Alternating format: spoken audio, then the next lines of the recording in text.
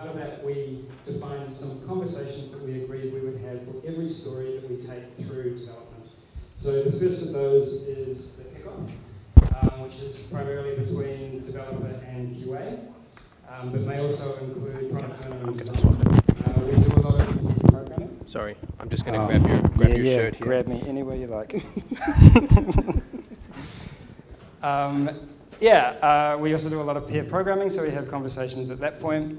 When a story is dev complete, we'll do another walkthrough, or a walkthrough between developer and QA again, and then a pull request is raised, and we'll commence code review.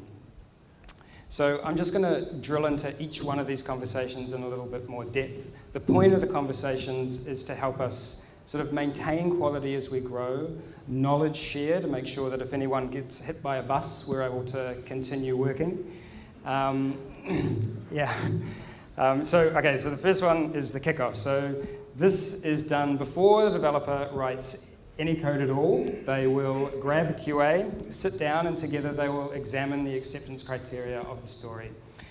This is an opportunity for them to clarify concerns with product owner or designer, and have the story amended on the spot there and then before any work's done on it.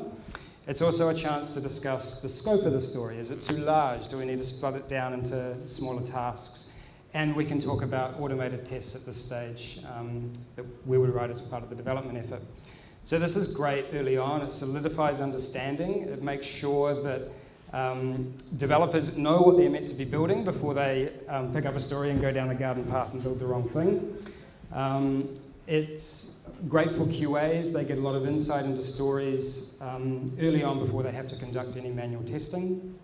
And it's a great chance to identify those edge cases that may have been missed by the PO when they wrote the story, and enrich the requirements of the story at that point. So, once the kickoff has been done, then the story will be moved into development. And at this point, depending on the complexity of the story, we may pair program. So this is something that we don't have hard and fast rules around, but we do have a lot of kind of organic conversations, I guess, in the team. We're quite chatty, and that will often lead into pair programming. So we found this is fantastic for getting unstuck, great for that knowledge sharing. If somebody is working on a complex story, then if they have been pairing and they're off sick for a few days, obviously somebody else can carry on with it. And it's led to faster code reviews for us. If people are pairing, then come PR time, there are less surprises, and we can get our code merged more quickly. So once the story is dev complete, then developer goes back to the QA, and the two sit down again prior to the pull request being raised and revisit the acceptance criteria, except this time with demoable working software. So this is a chance for QA to catch early faults that the developer might have missed, and the developer has an opportunity to fix any bugs up before they raise the PR. It's also a chance for the developer to mention any areas of regression that the QA might want to look out for when the story enters its testing phase. It gives the QA even more insight into the story. Once it's moved through into testing, they know that the nuts and bolts of it are working, and it frees them up to do more exploratory testing. They can really kind of hammer those edge cases. And it serves to instill a quality mindset into developers. They need to make sure that before they raise their PR, their code is working as intended. So once the walkthrough is done and everybody's happy, then the PR will be opened and we'll move into code review.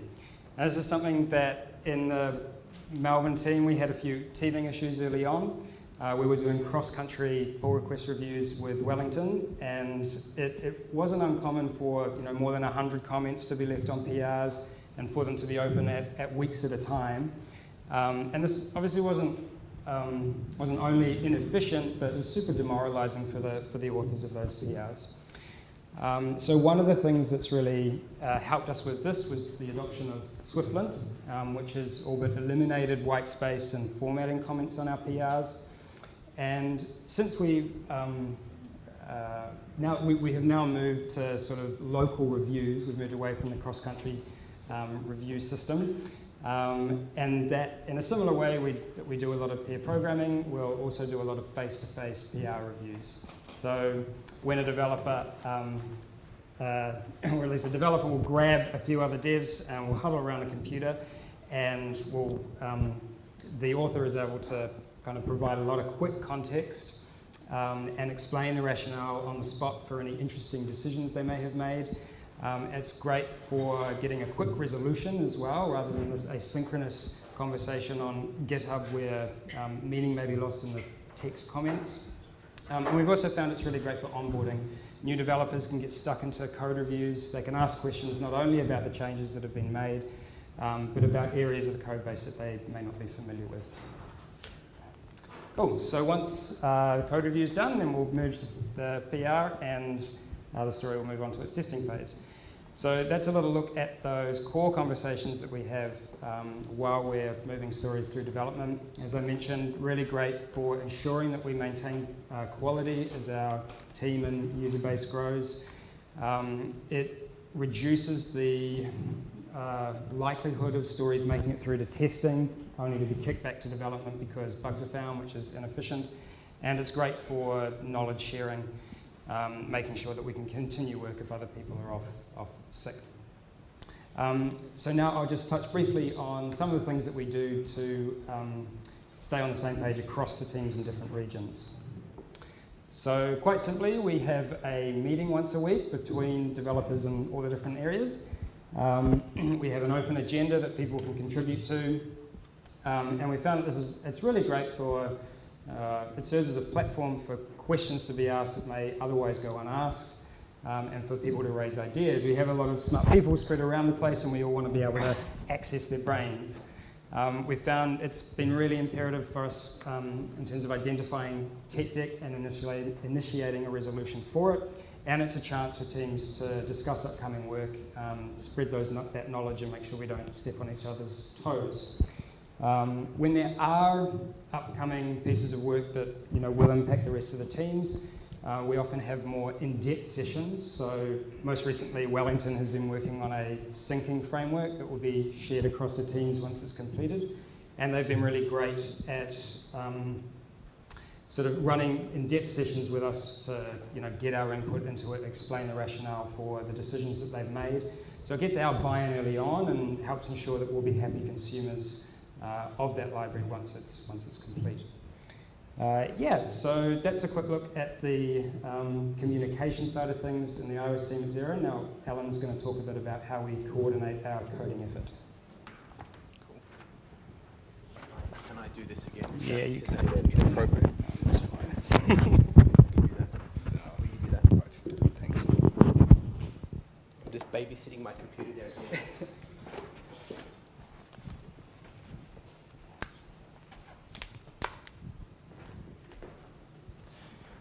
All right.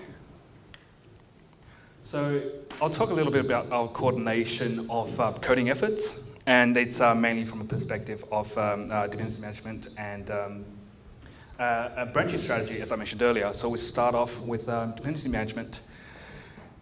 Any apps that you write these days, you'll likely come across some recurring problems like networking, JSON parsing, perhaps authentication and session management. So we quickly decided to resolve these problems in their own libraries, and and we use CocoaPods to manage them. So we have all the good stuff around automation, the unit testing, the semantic versioning, all that kind of good stuff. So obviously this allows us to not have to solve the same problem over and over again. But to me, the most important thing that I can see getting out of this model is that this particular setup imposes a hard boundary around these problems to force us to think about separation of concern properly. And one specific library that I'd like to make a special mention of is our shared UI library. This library is developed with design input. Its aim is to be a bridge between design and developers. So at Xero, there is a standardized design language which is used to describe elements from colors to UX patterns. And we try our best to translate this particular language down into code so we can apply a consistent, we have an easier time applying a consistent user experience across all our apps. And it also serves to minimize our miscommunications. And internally, we adopt an open source model. That means whoever requiring a change or a fix to a specific library, they're free to do so. Obviously, there's still going to be a pull request process, but the idea is that everybody owns the code. It's a collective ownership model which encourages that quality is everybody's responsibility. And we really try to push for that at Xero. So obviously with all these libraries lying around, it's going to be problematic when you try to manage different development processes around it. So if you imagine that you have one feature branch on the app, and then you have to duplicate that kind of feature branch across to different libraries too. And that, if you multiply that by the number of teams and the number of developers on them, that gets out of hand really, really quickly. And that's when we decided to adopt a much, much simpler model, and that is single branch development. With that little picture there, it looks like it's got a branch, but it's meant to denote pull requests, which are branches in GitHub, and releases. So around release time, we cut a branch, stabilize it, and actually release it. After that's done, it gets merged back into the main branch really, really, really quickly. And the key there is that it doesn't live for too long for it to become a problem. Like I mentioned, that we use GitHub, so everybody gets to make a fork from the main repository, and when they get to make pull requests, these all have to merge into the one branch. And there are no rules, obviously, on how you want to manage your branches on your own forks. And this gives us a lot of benefits. So first of all, there is no more merge hell, because you don't have to have branches that you have to merge into. So anybody got time for that? So the longer branches live, the more divergent they become, and then the more divergent they are, the harder it is to bring them back in. So we're really happy to not have to do any more of those things today. This model exposes integration problems way earlier than any other form. You don't have, every time you create a pull request, CI comes along, picks up the latest code on the main branch, merges all your pull request codes into it, and then runs all the checks and tests on top of it. So this makes sure that it's in This makes sure that the code is always in a good state, and should the need arise, we can release this code with very little difficulty. And obviously, because there's only one branch, there's a single source of truth, it drastically simplifies communications. We don't have any more questions like, is branch X up to date? Or is which branch X or branch Y, which one has the latest code of whatever?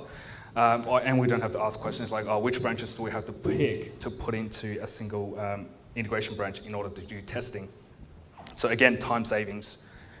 And this is one of my personal favorites, death of stale branches. So you might find this familiar. GitHub marks branches as stale after a period of inactivity. And when that happens over time, what you'll find is that when you go into the stale branches list, you'll find all these branches staying around, somehow all updated long time ago. Thousands of commits behind, but always with just a few commits ahead. So it drives me nuts when I see things like this. I can't actually go in and easily clean up this if I wanted to. I have to actually spend a lot of time looking at these commits, understand these commits, to see whether they're still useful, whether there's still a point in keeping them. But most of the time, I just run away from it. So I am happy that we don't have to do that anymore, which also translates to time savings. And lastly, and definitely not the least, developer discipline has, as we observed, increased, because now when you break something in the main branch, it affects everybody. I imagine it would have slowed us down a little bit initially, especially, but we feel like that over time that this wasn't, it just happened quite naturally. So with all that in mind, it seems like it's pretty crazy to go with this kind of model, because the only way that you can write any kind of feature and get it merged into the main branch is by writing the entirety of it and then do a merge, which is far worse, because instead of having feature branches on a repository, you have all these feature branches on everybody's forks, which is hardly any kind of improvement. And there's no way, so basically there's no way to write small incremental changes, or is there? That's when feature toggles come in. Feature toggles are pretty straightforward concepts. They are a way to turn features on or off within code. Our implementation is pretty straightforward. We use user defaults to indicate that. And on top of that, we have a UI to turn certain things on or off. None of these features, none of the features that are in progress are not behind a feature toggle. So basically everything is behind a feature toggle until complete. So these features that are in progress are never turned on for production builds, and they can be accessed on demand in development builds. So how do we toggle? It's, again, very simple. First of all, we're going to create a feature toggle, and as you can see, it's a type there that wraps around the string, which gets used as the key to the user defaults dictionary to turn things on or off. Then we get to use the toggle. So if a feature is turned on, then you do one thing. Otherwise, you do the original thing that was there. So the if statement is simple. Everybody understands it. And the other thing that's interesting there is that we have a view controller old, which is evidently the copy of view controller, the duplicate of view controller prior to the change being made. So this allows us to be able to go and keep making changes to view controller without having to worry about what's already in production, existing code in production breaking. And this is actually quite powerful. And the reason why we go with view controller old is because we get to keep all the commit histories for view controller. And it'll be the same story for interface builder documents. You can either duplicate the entire document or duplicate a scene if you have a storyboard, for example. Then we get to do what we do best. We build, we test, and we commit. And when we think it's ready, we remove the feature toggle. And because it's all statically checked by the compiler, we know where these places are, and it's pretty straightforward to go and actually delete the old code associated with the feature toggle. And we get to release. That's it. We get to party. So it gives us a lot of benefits. So first up, we have autonomy. There's very light coordination between teams. We ask the question. We drop a question on Slack saying, is all your code ready to go or behind a feature toggle? And most of the time the answer is yes. And in the cases where the answer is no, it takes a little bit of stabilization before the answer turns into a yes, so we go on to release anyway. And yeah, so the code is basically defined in two states. One, it's behind a feature toggle, or two, it's ready to go to production. And like I mentioned before, there is no existing code harmed during development. And it opens up possibilities for us. We're not doing any of these things at the moment, but we could extend our feature toggling framework to do things like A/B testing or canary releases. And for those of you who don't know what canary releases are, it's just basically a way to gradually roll out your features to production, well, to your users. And my favorite quality of it all is that it's simple. It takes 5 minutes to explain to someone new coming on board, and it takes 5 minutes to get started. And obviously, nothing's perfect. Here's some of the caveats. It's lifetime. The lifetimes of feature toggles need to be reasonably short. It's simple, but it's still complexity. And the complexity can be amplified if you had multiple feature toggles with interdependencies. And the longer they live for, the more likely that becomes. And my homeboy Ecstasy Zibbit has just the right word for this situation. He's just so wise, isn't he? I don't know how he does it. You can manage it from several, from different perspectives. One is to keep your working areas separate. So you could have one team focusing on one area and another team focusing on different ones, so to minimize the stepping on each other's toes, obviously. And you could always just try to keep the task sizes small, which will require a little bit of planning, but in our experience, it easily pays for itself. And like Sam mentioned earlier, that we have a lot of collaboration even before we get to building the thing that we need to build anyway. And as I kept on mentioning, it is still complexity, and in some situations, it could just be purely that and nothing else. One such scenario could be that your changes are just too small, in which case you're really just adding work for yourself. And the other one is that the changes are too big.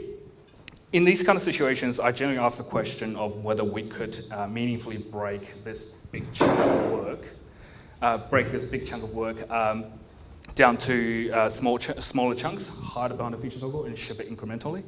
And if you can't do that, if it's not possible, you might actually be better off creating a feature branch and have frequent merges going into that feature branch from the main branch. But I should add that this particular scenario should be exceedingly rare. We had to do it once for the migration between Swift 2 to 3 because we couldn't possibly keep the two versions of code in the code base and compile them.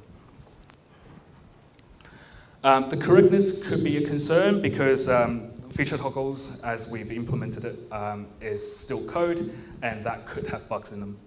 That just means that the authors of pull requests and the reviewers need to be extra careful around catching these kind of things. You might miss certain places where you need to put feature toggles. And we've certainly had that happening during code reviews, but we never actually had this going out to production accidentally. So that's been working out quite well for us. Testing becomes slightly trickier because you need to have a way to dynamically turn things on or off for your tests, for the tests that you're writing for the new code, et cetera, et cetera.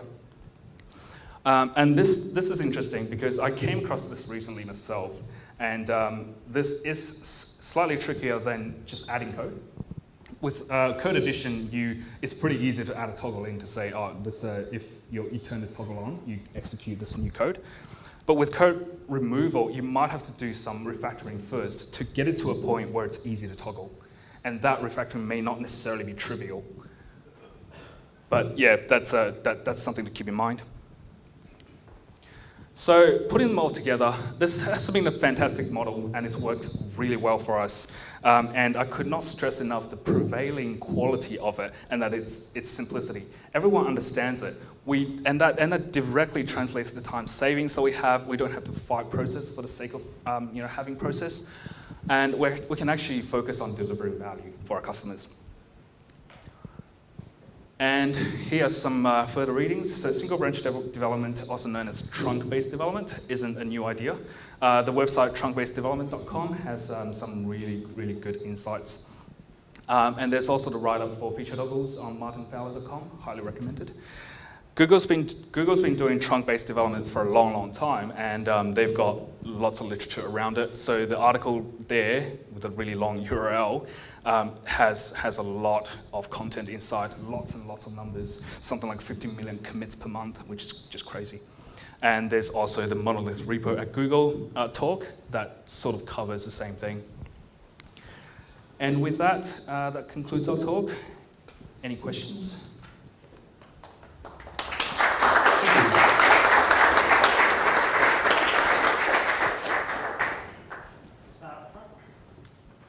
Hey, awesome talk. Good to hear how other people are solving problems, so thank you very much.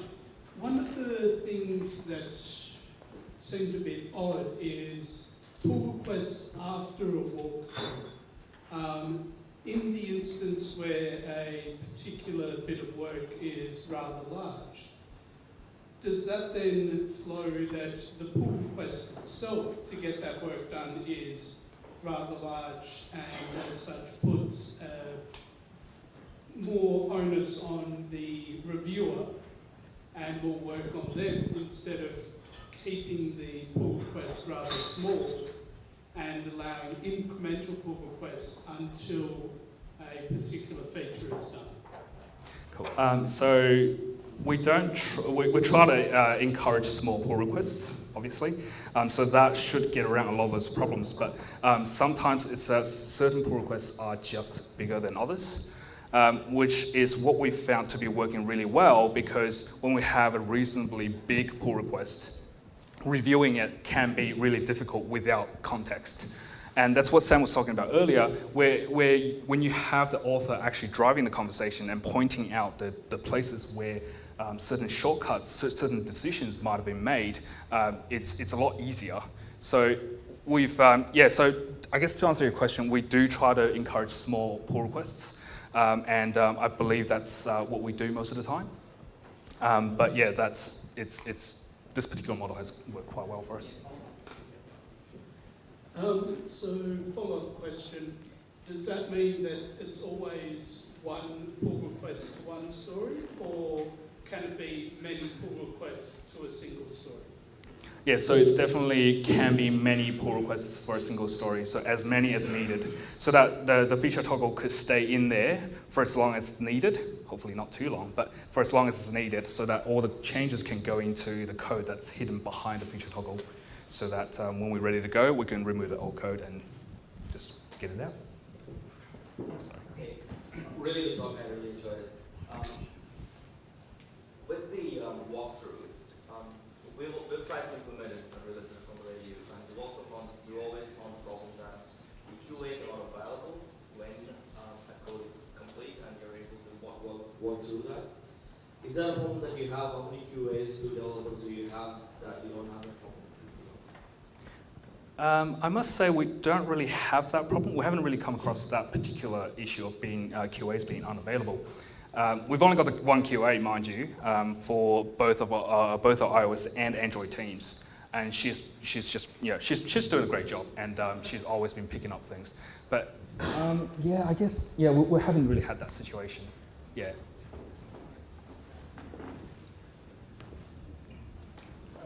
You mentioned you got the single branch. When you cut a release branch, how do all your programmers work with the release branch? How does that work? Do you mean generally what happens after cutting release branch? Yeah, exactly. Yeah. Okay. So when the release branch is cut, we have a small sort of process in which we make sure that all our feature toggles that need to go to release are removed. And then really it's just a matter of bumping the version numbers, et cetera, to create a pull request going into a branch. And that's when CI comes in to do the rest. So Fastlane comes in and basically just sends it out to App Store, and that was it. If we ever find any problems during that particular period, we try to we fix it on the release candidate branch, and then have another build. After that's done, when Apple approves our changes, that goes into the main branch.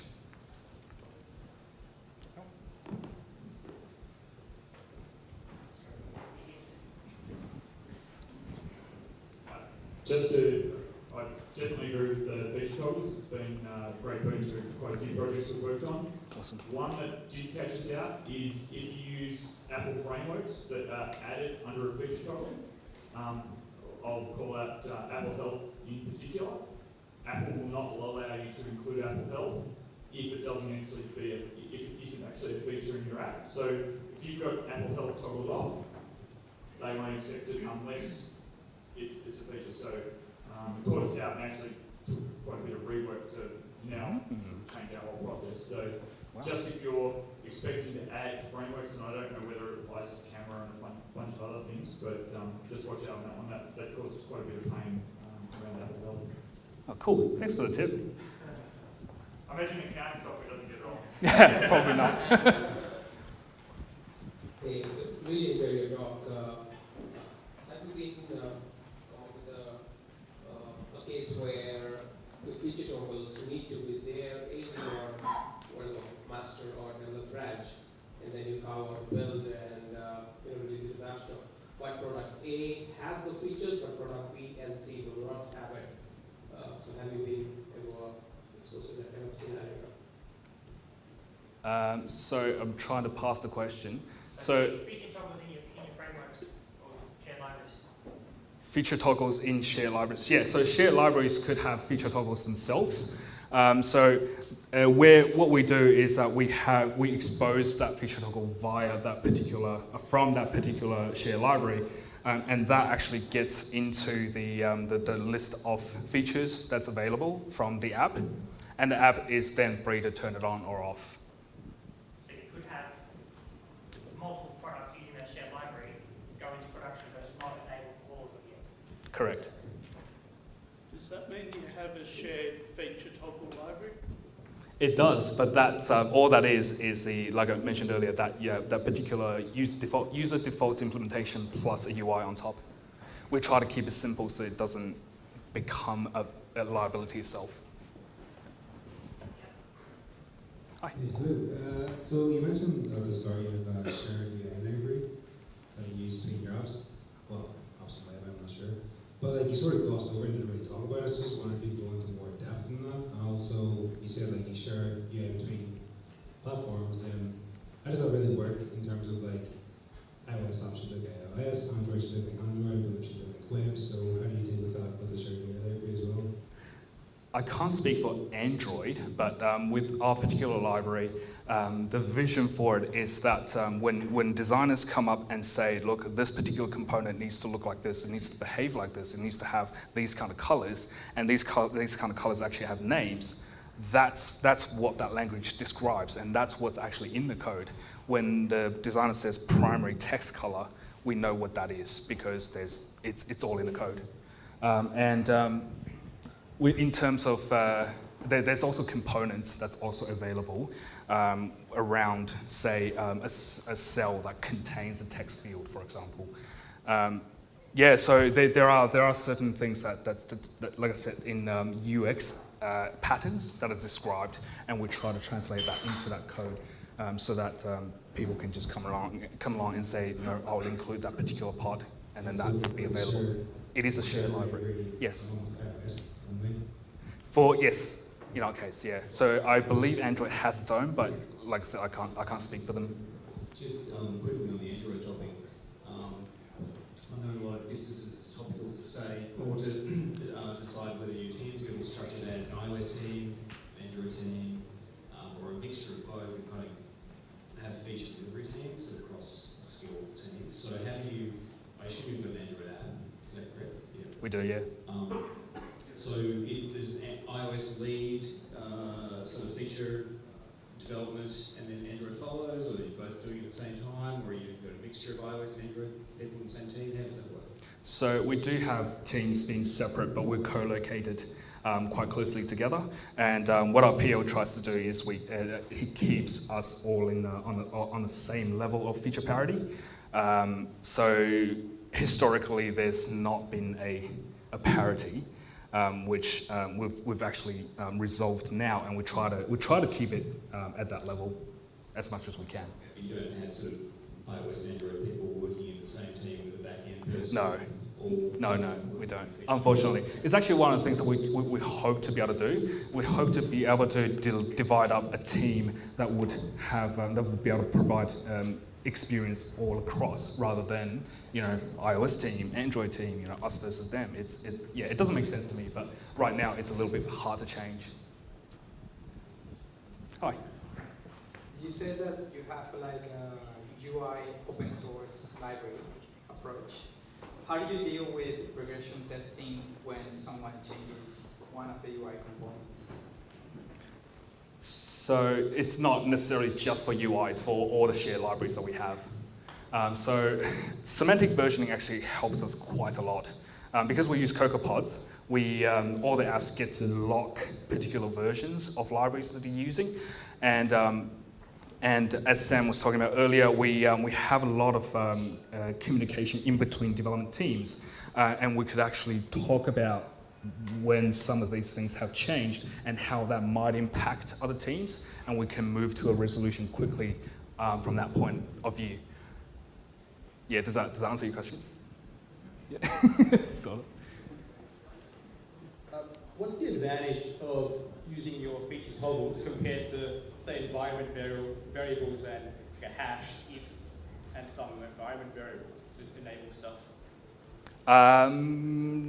It's just easier. So there's less of messing around with environment variables and you inbuilt settings, etc.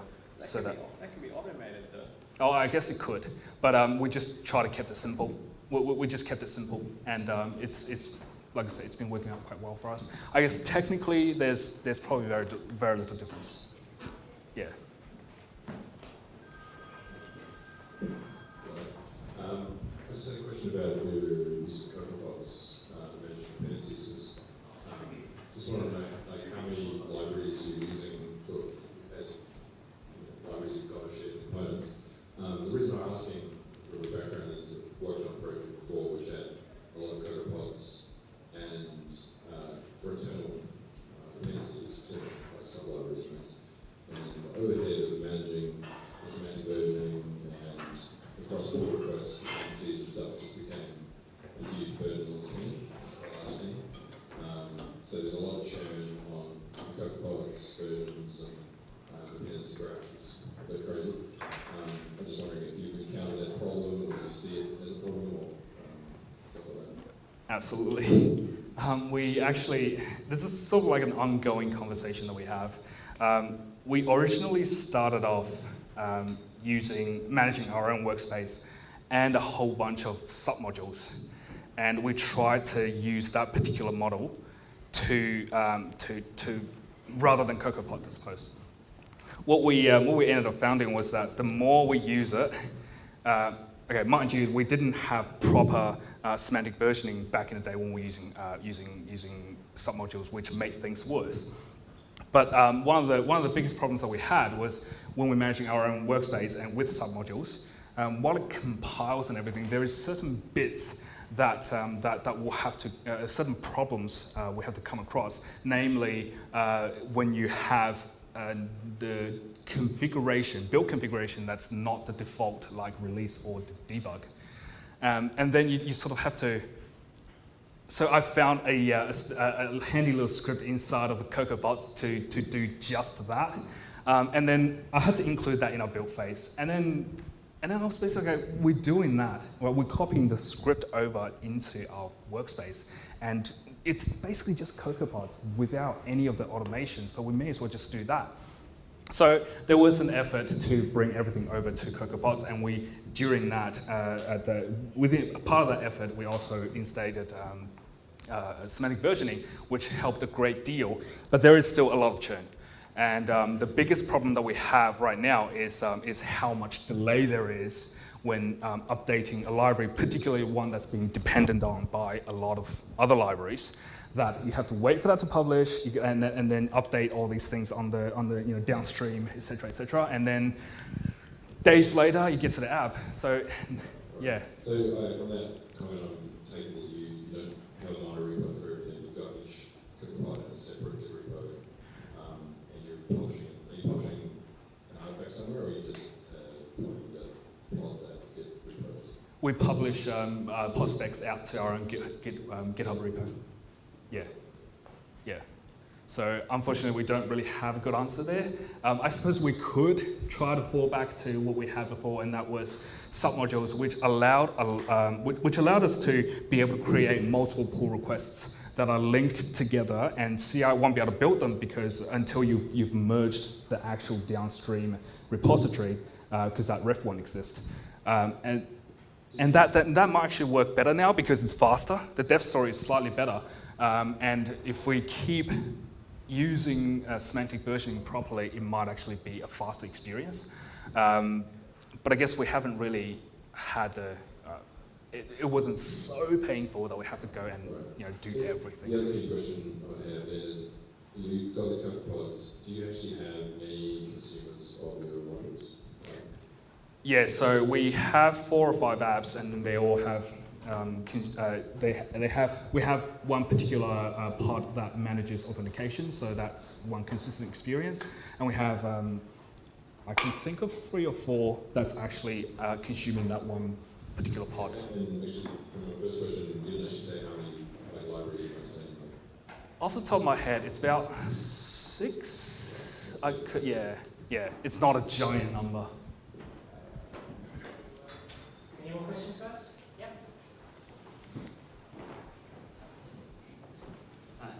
Hello. Great talk, really enjoyed it. Oh, thanks.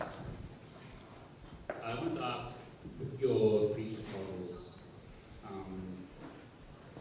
are they purely for developers so that they can merge code in and they turn it on when they're developing their feature in the future? Or is it also used for like the QA team? They toggle the feature on so they can test it? Or do they only test it once it's fully complete and the switch is turned on or removed?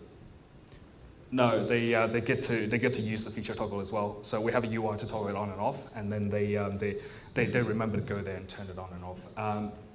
So there's also an additional step prior to release that they would check that the release build actually has those things aren't accidentally released, and no weird side effects, etc., etc. Is it? Cool. Thanks, guys. Cool. That was great. Thanks.